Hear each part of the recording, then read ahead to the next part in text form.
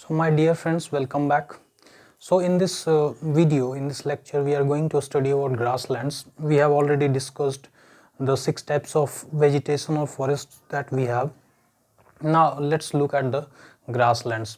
So when we deal with grasslands, we first have to understand what is this grassland all about. So if you will see this term grassland, what do you see? This word actually consists of two two words, the grass and the land. So basically grasslands are those areas or those pieces of lands on the earth which are dominated by grasses. Okay, so write down the definition. So this is the land areas on earth dominated by grasses.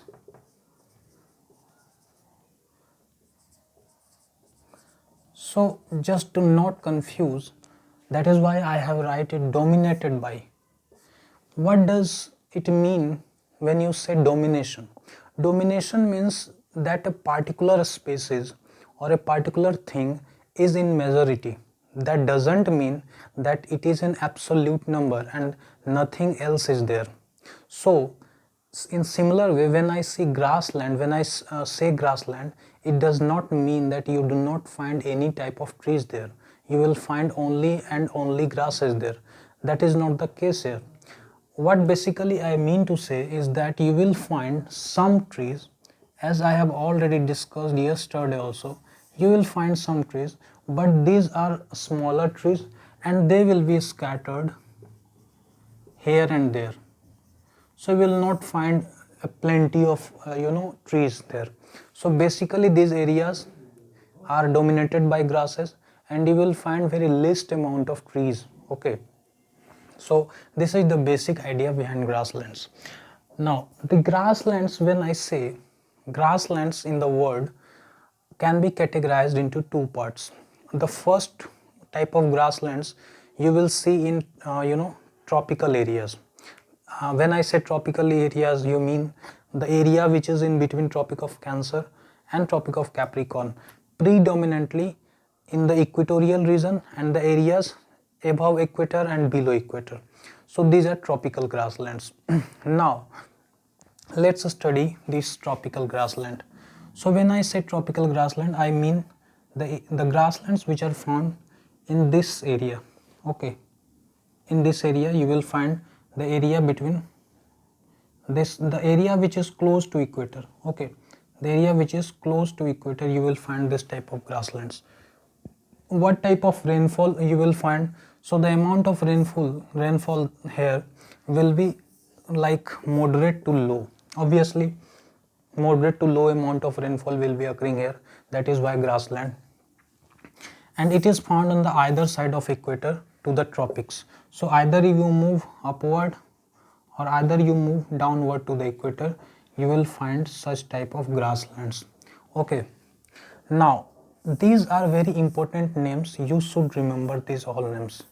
So what are the actually what happens, that grasslands are known by different names in the different parts of the world.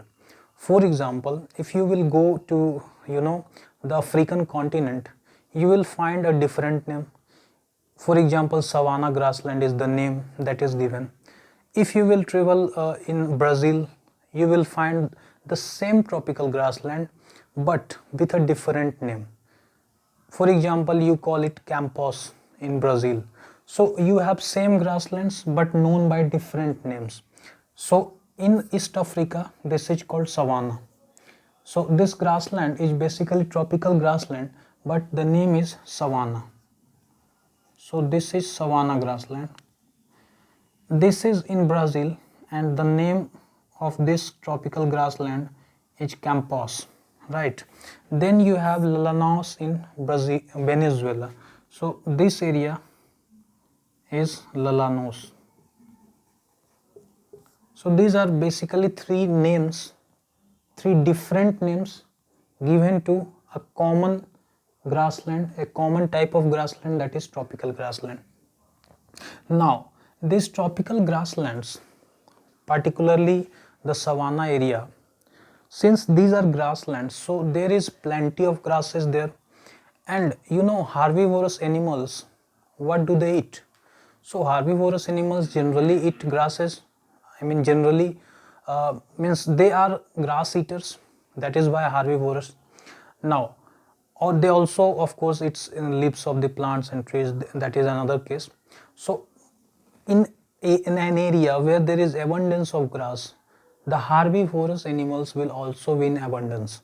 So you will find like giraffe, you will find deers, okay. And since herbivorous are plentiful, so does the carnivorous animals will also be in some amount, you know. So what are the animals that you will find here? So you may find deer, giraffe. So these are some common animals that you might come across. Then you will also find some other type of herbivorous you may come across in this type of antelope, for example. You can find some amount of carnivorous, for example leopards you can find here. So because of the availability of grasses in abundance, you will find large amount of herbivorous animals. But these large animals of herbivorous animals do is that they do not, you know, allow the bigger trees or plants to grow. Whenever they start to grow, you will also find in you know, animals like elephants here in large number. So these are the animals that you can come across in these type of grasslands. They actually maintain the grassland ecosystem. If you will remove all these animals, these grasslands may turn into a, you know, forest. Although forests require much amount of rainfall, but these are the animals which play a great role in maintaining the grassland ecosystem.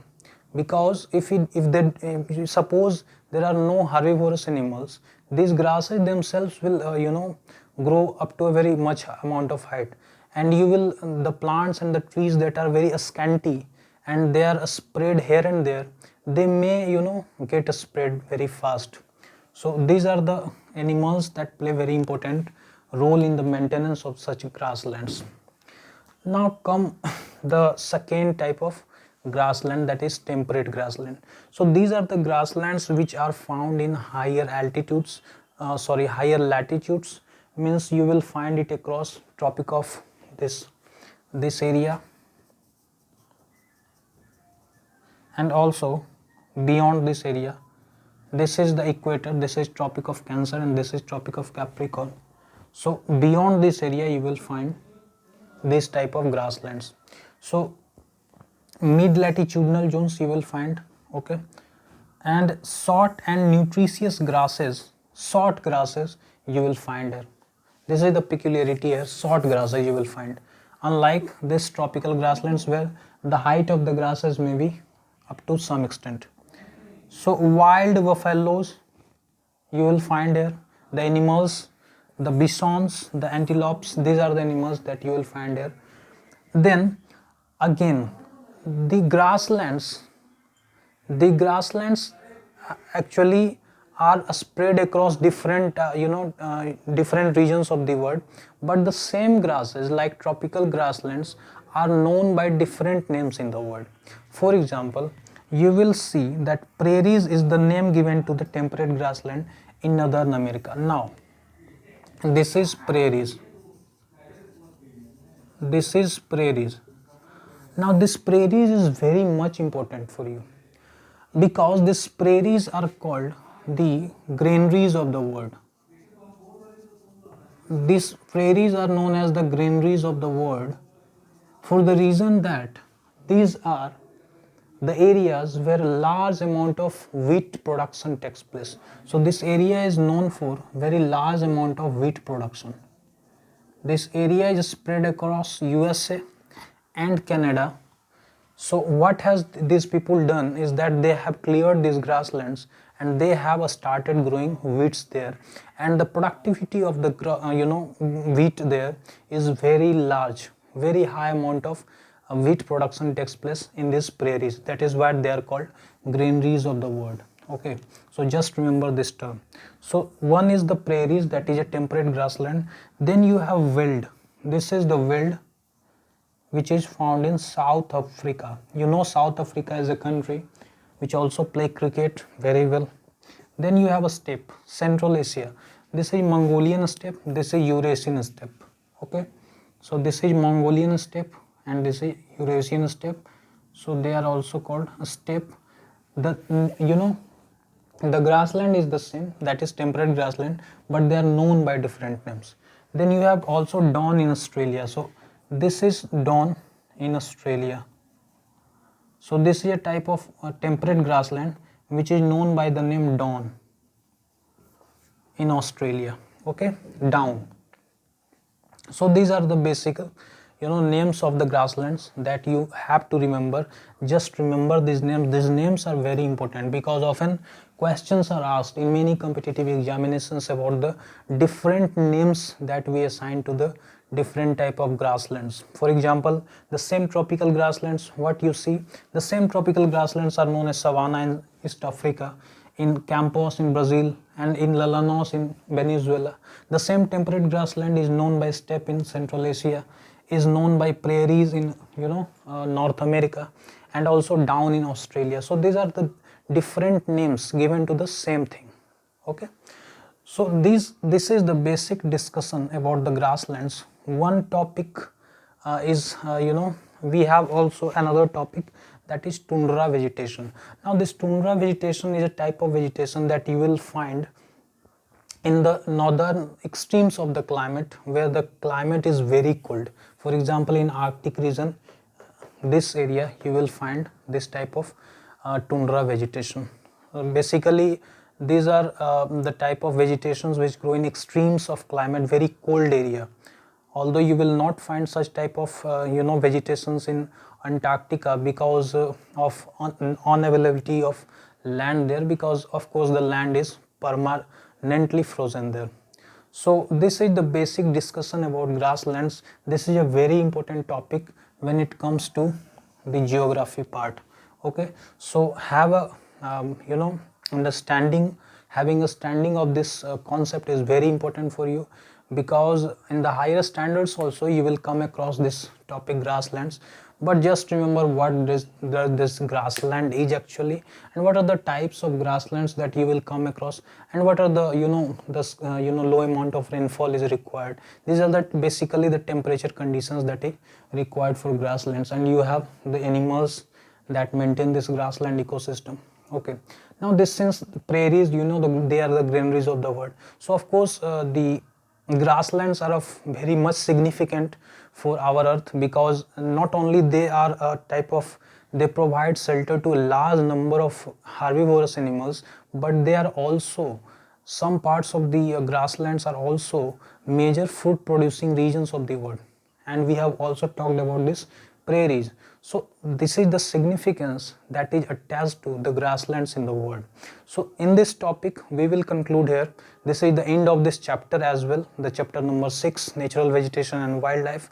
In the next video we will begin with a fresh chapter, brand new chapter. Okay, up till that, take care and goodbye.